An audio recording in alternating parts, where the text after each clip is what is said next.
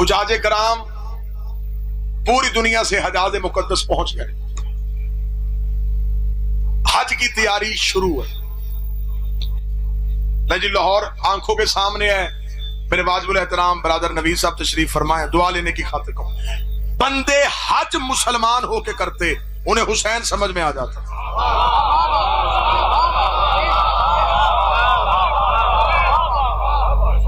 لاہور والوں لوگوں نے حج کیا فیشن سمجھ، حج کیا رواج سمجھ، حج کی حقیقت کو نہیں سمجھا۔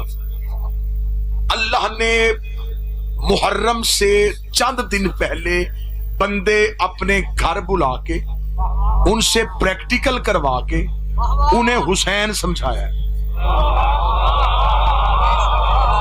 اب آپ کی یہ واہ جو ہے نا، یہ داد جو ہے، یہ خشک داد ہے، وہ اس لیے کہ ابھی تک میں نے دلیل نہیں دی۔ رائتی نمبر لینے کا میں کبھی بھی زندگی میں حقدار نہیں رہا کہ آپ رائتی نمبر دیں، بات آپ سمجھیں گے پھر داد آئے۔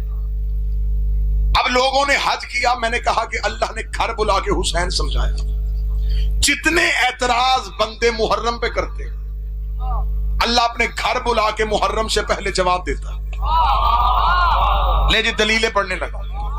محرم میں سب سے پہلا اعتراض، ادھر محرم کا چاند طلوع نہیں ہوگا، یا آپ کو کہیں نہ کہیں سے کوئی نہ کوئی مولوی کہیں نہ کہیں سے آوازیں بلند کرنا شروع کر دیں گے کہ ہمیں بات سمجھ میں نہیں آتی، امام حسین شہید ہو گئے تو یہ شیعہ قوم سڑکوں میں بازاروں میں جلوس نکال کے یہ اپنے جسم کاٹتے ہیں، یہ زنجیر مارتے ہیں، یہ ماتم کرتے ہیں، یہ خون بہاتے ہیں۔ یہ سب کچھ تو قرآن میں کہیں نہیں لکھا، بلکہ ان کو بہتر سے بہتر حل ہم بتاتے ہیں۔ اس کا سب سے بہتر حل یہ ہے، گھروں میں بیٹھنا چاہیے، باوضو ہونا چاہیے، قرآن پڑھنا چاہیے، شہدائے کربلا کو بچنا چاہیے، نمازیں پڑھنی چاہیے، شہدائے کربلا کو بخشنی چاہیے، انہیں ثواب پہنچانا چاہیے۔ آج کے اس ماڈرن دور میں سانس لینے والا بچہ اس بات کو جلدی قبول کر لیتا ہے کہ یہ بات ٹھیک ہے، بجائے جسم کاٹنے کے، بجائے خون نکالنے کے گھروں میں بیٹھ کے قرآن پڑھتے ہیں، قرآن پڑھ کے کربلا والوں کو ہدیہ کرتے ہیں، اس بات کا اجر زیادہ ہو جائے گا۔ میں محرم سے پہلے شیعہ قوم کی نوجوان نسل کی نمائندہ خطابت کی حیثیت سے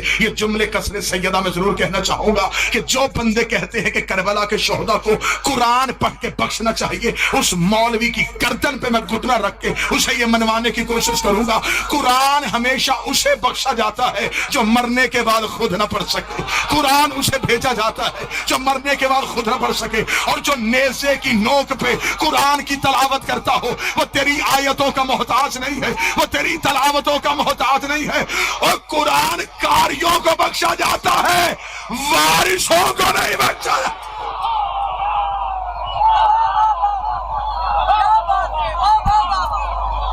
کوئی بیداری چاہیے؟ قرآن مرنے والے کو بخشا جاتا ہے، زندہ کو نہیں۔ اچھا چل، ہمیں اعتراض قبول ہے، ہم بڑے اعلیٰ ظرف لوگ ہیں، ہم اعتراض قبول کرتے ہیں، لیکن ہم اعتراض کا جواب اعتراض کی صورت میں دیں گے۔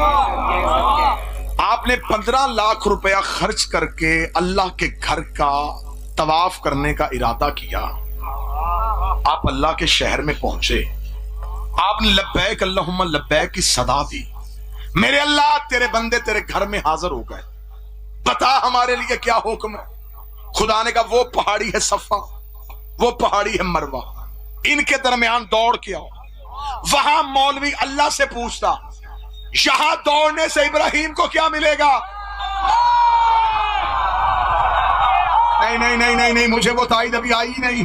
میرے اللہ یہاں دوڑنے سے حاضرہ کو کیا ملے گا؟ اس سے بہتر نہیں ہے کہ ہم اپنے شہر سے تو آ گئے ہیں، ہم تیرے گھر کی دیوار کے ساتھ بیٹھ کے قرآن پڑھ کے ابراہیم کو بخشتے ہیں، نفل پڑھ کے حاضرہ کو بخشتے ہیں، لیکن خدا نے کہا رکھو اپنی باتیں اپنے پاس، اگر 2-4 سال یہاں کوئی نہ دوڑا تو دنیا کو پتہ ہی نہیں چلے گا کہ یہاں ہوا کیا تھا۔ مجھے عزت غازی کی قسم، اگر ہر سال حسین کے ماتمی یا حسین کہہ کے گلیوں میں نہ آئے، دنیا کو پتہ ہی نہ چلے حسین کون تھا؟ یزید۔